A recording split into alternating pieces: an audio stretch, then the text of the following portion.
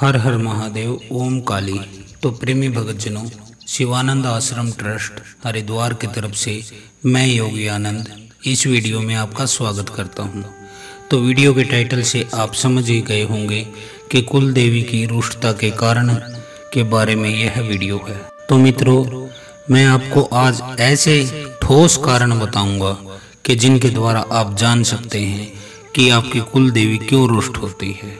यदि आपकी कुल देवी रुष्ट है, अनशनी है, आपसे पीठ करके खड़ी है, तो उसके पीछे कारण क्या हो सकता है।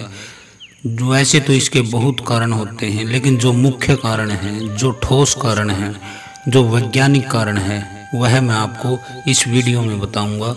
ऐसे कारण आपको पूरे इंटरनेट पर नहीं मिलेंगे, क्योंकि कोई भी भगत गुरु आपको पूरी सच्चाई नहीं बताता है। तो इसके कारण क्या होते हैं। सबसे पहला कारण है गर्भपात कराना, भ्रूण हत्या। तो यह दोष हमारे हिंदू धर्म का सबसे बड़ा दोष है। भगवान श्री कृष्ण ने गीता में कहा है कि जीवों की हत्या मत करो, वृक्षों को नुकसान मत पहुंचाओ। लेकिन जो जीव अभी पैदा ही नहीं हुआ है, जिसने इस दुनिया को ही नहीं देखा, जो अभी माँ के गर्भ में है, उसकी हत्या सबसे बड़ा पाप है। इसको आप महापाप की श्रेणी में रख सकते हैं। इसके विषय में मैं आपको एक कथा बताऊंगा, जो कि श्रीमद् भगवत गीता में ही है। तो जब महाभारत का युद्ध समाप्त हो गया था, तब अवस्थामा ने, अभिमन्यु की पत्नी उत्तरा थी, उनके गर्भ में बच्चा था। लेकिन अवस्थामा ने युद्ध में हारने के बाद उस बच्चे पर ब्रह्मास्त्र छोड़ दिया था। तब श्री कृष्ण भगवान ने क्रोधित होकर अवस्थामा का वो ब्रह्मास्त्र रोक दिया था। तब श्री कृष्ण ने उनसे कहा कि यह अवस्थामा, तूने आज महापाप किया है, इसका दंड तुझे भोगना पड़ेगा। लेकिन अवस्थामा हंसता हुआ कहता है कि हे कृष्ण, तुम मेरा क्या बिगाड़ लोगे, मैं तो चिरंजीवी हूँ। तब श्री कृष्ण भगवान ने उसे श्राप दिया था, तूने ऐसा अपराध किया है, वह महापाप किया है, अब पूरी दुनिया में भटकता रहेगा, लेकिन तेरे शरीर पर जख्म रहेंगे, खून बहेगा, मवाद बहेगा, वह कभी रुकेगा नहीं। और तू हाथ जोड़कर प्रार्थना करेगा कि मेरी अमरता वापस ले लो प्रभु, और मुझे मुक्त करो। तो इस तरह से भ्रूण हत्या जो होती है, गर्भपात होता है, वह हमारे धर्म का सबसे बड़ा पाप है, जिससे कि हमारे कुल देवी नाराज हो जाती हैं, बहुत नाराज हो जाती हैं। अब यह गर्भपात चाहे आप अपनी पत्नी का कराए हो, अपनी बहन का कराए हो, किसी रिश्तेदार का कराए हो, या फिर अवैध संबंध बनाकर किसी और लड़की का कराए हो, गर्भपात आपने यदि करा दिया तो आप समझ लीजिएगा कि आपकी कुल देवी आपसे पीठ करके खड़ी हो गई है।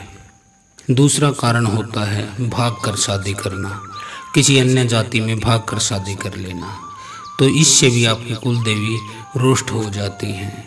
कोई भी ऐसा काम जिससे कि आपके पूर्वजों की प्रतिष्ठा को धक्का लगे, उनके सम्मान को धक्का लगे, वो यह समझने लगे कि इसने तो नाक कटा दी है, यह तो हमारे कुल का हो ही नहीं सकता।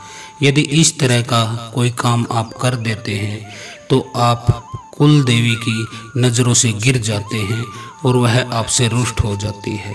आपने वो कहावत ज़रूर सुनी होगी कि यदि घर का पुरुष गलत हो जाए तो एक पीढ़ी का नाश हो जाता है, लेकिन यदि घर की स्त्री गलत हो जाए तो 7 पीढ़ियों का नाश हो जाता है, 7 पीढ़ियों पर कलंक लग जाता है। इससे अगला कारण है धर्म परिवर्तन करना। आप धर्म परिवर्तन करके मुसलमान बन जाओ या ईसाई बन जाओ, लेकिन कुल देवी परंपरागत रूप से आपके साथ ही रहती है। जब आप धर्म चेंज कर लेते हो, अब ईसाई धर्म हो या मुस्लिम धर्म हो, उसमें कुल देवी जैसा कोई स्थान नहीं है, कोई पद नहीं है, तो आप उसकी पूजा करोगे क्यों, उसको याद करोगे क्यों। तो ऐसे में आपकी कुल देवी आपसे रुष्ट हो जाती है। एक अन्य कारण भी होता है, आप सत्संग में जाते हो, किसी को गुरु बना लिया है और गुरु का नाम ले लिया है आपने, और वह कहता है कि अपने कुल देवी और पितरों की पूजा करनी बंद करो, सिर्फ इस नाम का जाप करो। उससे भी आपकी कुल देवी रुष्ट हो जाती हैं, बहुत रुष्ट हो जाती हैं, क्योंकि आप उनकी पूजा आराधना और भोग छोड़ देते हो। कुल देवी आपके घर की ऊर्जा है, इसको बाहर नहीं निकाला जा सकता, कोई भी इसे नहीं निकाल सकता, क्योंकि भगवान शिव का इनको वरदान है। यह प्रत्येक परिवार और समाज की कुल देवी होती हैं। तो यदि आपने कोई नाम दान ले लिया है और कुल देवी को भुला दिया है, उनका भोग नहीं देते हैं, तो वह आपसे रुष्ट हो जाती हैं।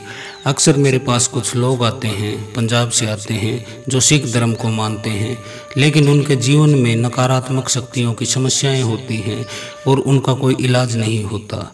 किसी के घर में भूत है, प्रेत है, जिन है, मसान है, चुड़ैल है, कोई भी उनके अंदर नकारात्मक शक्ति है, वह उनके घर से जाती नहीं है, जिसका सीधे तौर पर मुख्य संबंध है कुल देवी से, क्योंकि उन्होंने धर्म बदलने के बाद कुल देवी की धाम पर जाना छोड़ दिया, पूजा अर्चना छोड़ दी, जिसकी वजह से कुल देवी उनसे रुष्ट हैं और उनके घर में नकारात्मक शक्तियों का राज चल रहा है।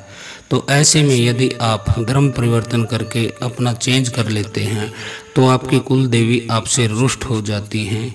और एक बात और मैं कहना चाहता हूँ, मैं सिख धर्म को ये नहीं कहता कि गलत है यह धर्म। सिख धर्म एक बहुत अच्छा धर्म है, आधुनिक धर्म है और स्वतंत्रता का धर्म है। लेकिन जब आप हिंदू थे तब आपकी कुल देवी थी, जिसे आपके पूर्वज धाम से लेकर आए थे और अपने घर में स्थापित किया था। यदि आपने धर्म चेंज कर लिया है, तो उससे पहले आपको कुल देवी को वापस धाम पर स्थापित करना था, अपने घर से ले जाकर, और हाथ जोड़कर कहना था कि अब हम आपकी सेवा नहीं कर पाएंगे, हमें माफ़ कीजिए। या तो आपको उनको धाम पर बिठाना था। आपने सीधे सीधे ही उनकी पूजा छोड़ दी तो वो रुष्ट हो जाती हैं। और धर्म में जब तक कोई जीवित गुरु न हो, तब तक आपकी बात बनती नहीं है। सिख धर्म के सभी गुरु अब इस दुनिया में नहीं है, वह परम गति को, परमात्मा को प्राप्त करके अमर हो चुके हैं। ऐसे में आपको यह ज्ञान कौन देगा, यह शिक्षा कौन देगा, और वह तेज और वह शक्ति आप लाओगे कहाँ से, जो एक जीवित गुरु के पास बैठने से मिलती है। मेरे पास काफ़ी लोग आते हैं जो कि बड़े बड़े देवताओं को गुरु बना लेते हैं, लेकिन उनके जीवन की छोटी छोटी समस्याओं से वो उलझे रहते हैं, क्योंकि जीवित गुरु के पास बैठकर ही आप अपने जीवन को चला सकते हो, अच्छे से अपनी समस्याओं को समझ सकते हो, उनके कारणों को जान सकते हो, उनके लक्षणों को पहचान सकते हो। अब आप किसी को सत्संग में जाते हो, उनका नाम ले लेते हो, कुल देवी की पूजा छोड़ देते हो, तो यह गलत है।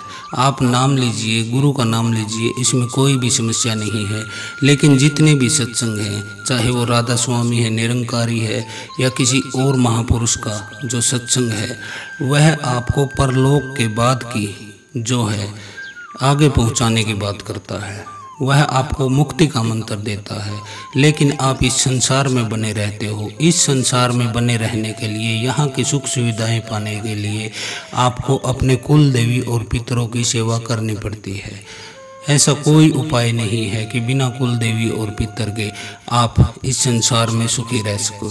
हाँ, जो नामदान आपने ले रखा है वह है मृत्यु के बाद आपको मुक्त करने का मंत्र। आप उसको जपिए। आप चाहे तो परलोक को सुधार लीजिए, चाहे इस लोक को सुधार लीजिए, इससे कोई फर्क नहीं पड़ता है। मेरे पास कुछ ऐसे लोग भी आते हैं जो कहते हैं कि गुरुदेव आप हमें कोई एक नाम दे दीजिए और हमारे कुल देवी और पितरों से छुटकारा दिला दीजिए, ताकि हमें परेशान नहीं होना पड़े पूजा पाठ में और हम खाली एक नाम जपते रहें। तो यह देखिए मानव की कितनी बड़ी बुद्धि है। वह 10 रोटी खा जाता है और एक निवाला कुल देवी और पितरों के नाम से निकालने से कितना वह बचना चाहता है।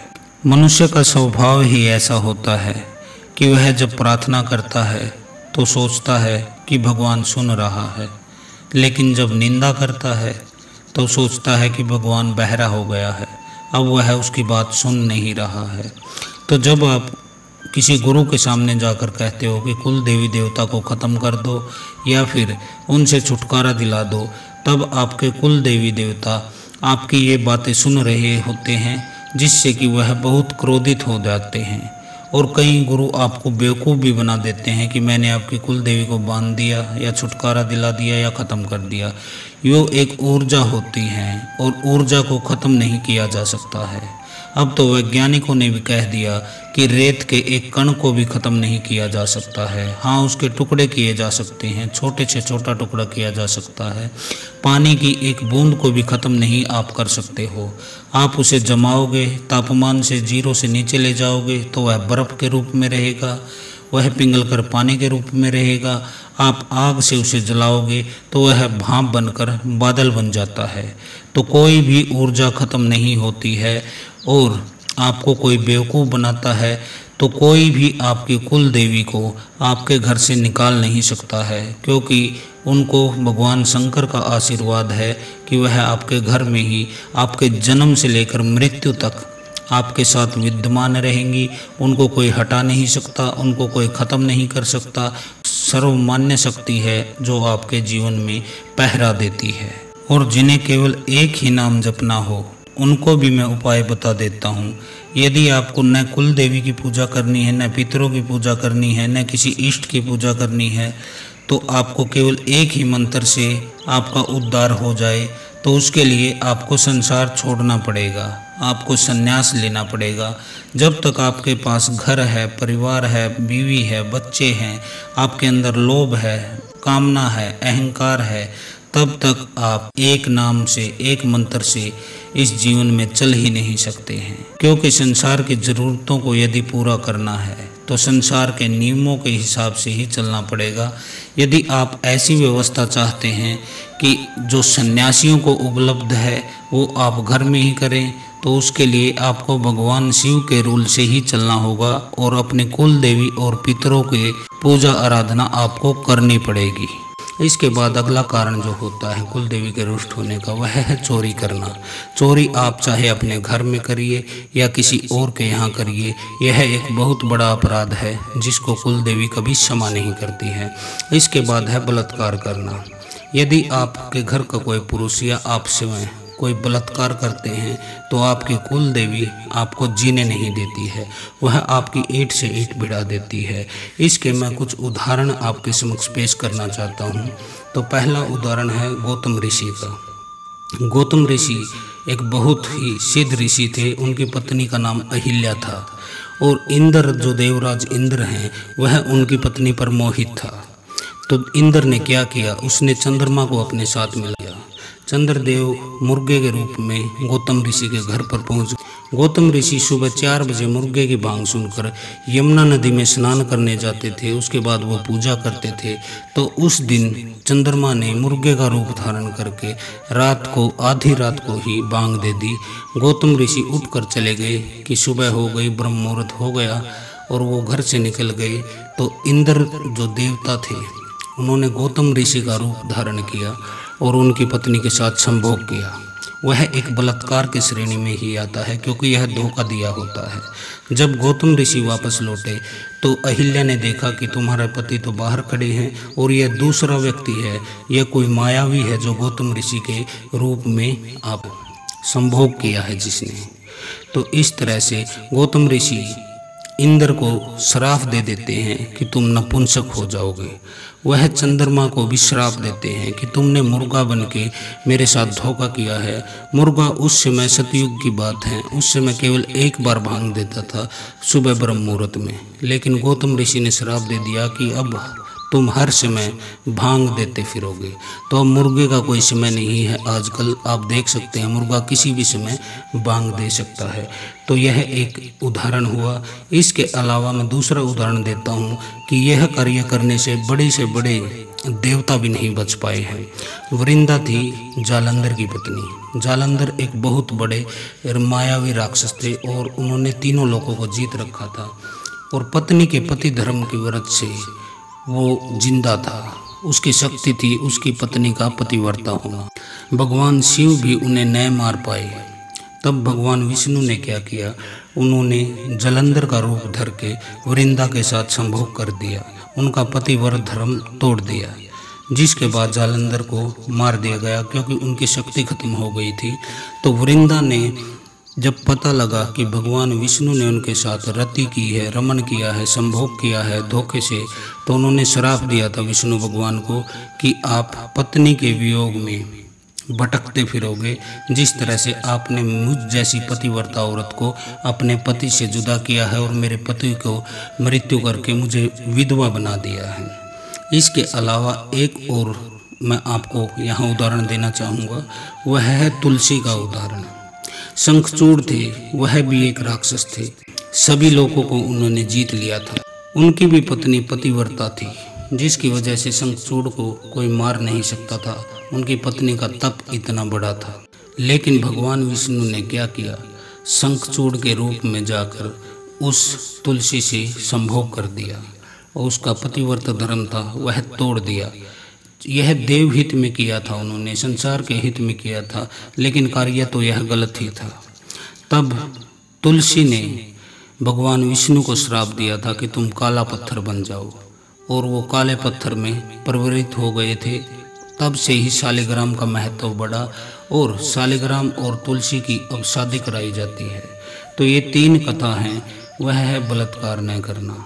यदि आप बलात्कार करते हो तो आपकी कुल देवी आपसे रुष्ट हो जाती हैं। हाँ, सहमति की बात अलग है, और यदि दोनों पक्ष सहमत हैं तो वह बात अलग है। लेकिन किसी के साथ धोखे से, ज़बरदस्ती से, नशे की हालत में, किसी भी तरह धोखा देकर, छल से यदि आपने संभोग किया है, बलात्कार किया है, तो आपकी कुल देवी आपकी ईंट से ईंट भिड़ा देती हैं। इसके अलावा अगला कारण जो है, बाहरी शक्ति द्वारा अशुद्ध कर देना।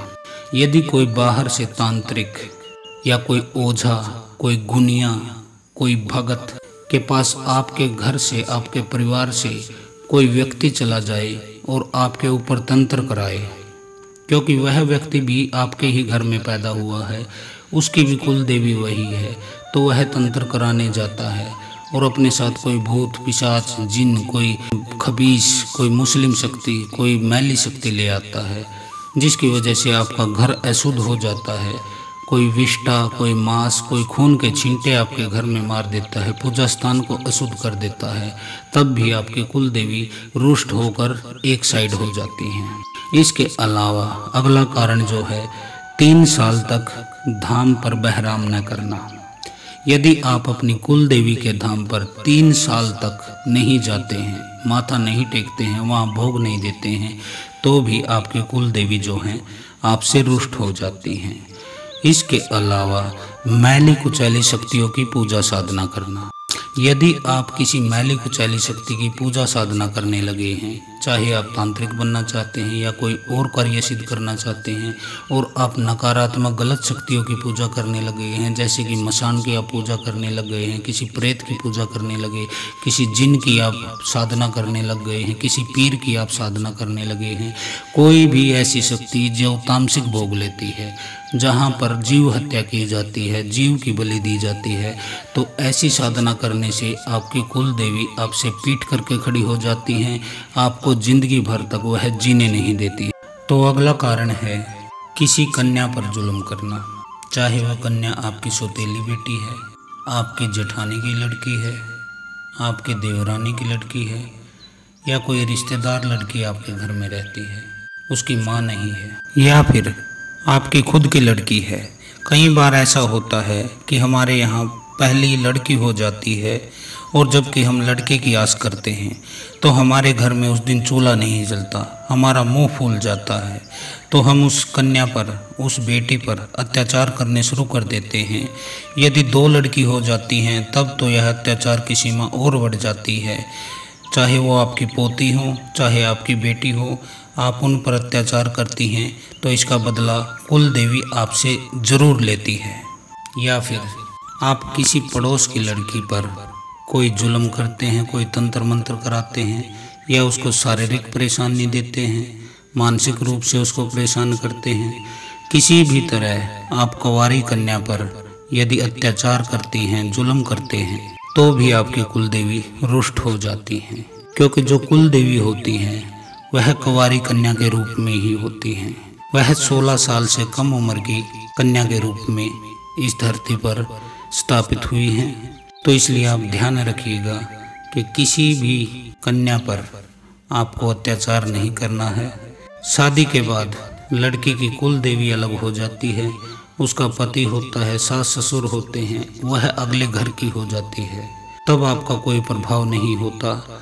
लेकिन जब तक वह आपके घर में है, आपके साथ है, आपके पड़ोस में है, उसकी शादी नहीं हुई है, तब तक आप यदि उसे कुछ भी तरह की अत्याचार या जुल्म करते हैं तो आपके साथ कुल देवी कभी खड़ी नहीं रह सकती।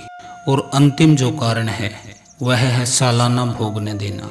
आप यदि अपनी कुल देवी को सालाना भोग नहीं देते, उनके कढ़ाई नहीं करते हैं, तो भी वह आपसे रुष्ट हो जाती हैं। आपको प्रत्येक नवरात्र में चाहिए तो ये कि प्रत्येक नवरात्र में आपको कन्याओं को भोजन कराना चाहिए, लेकिन फिर भी कम से कम आपको एक नवरात्र तो कन्याओं को भोजन जरूर करा देना चाहिए अपनी कुल देवी के नाम से।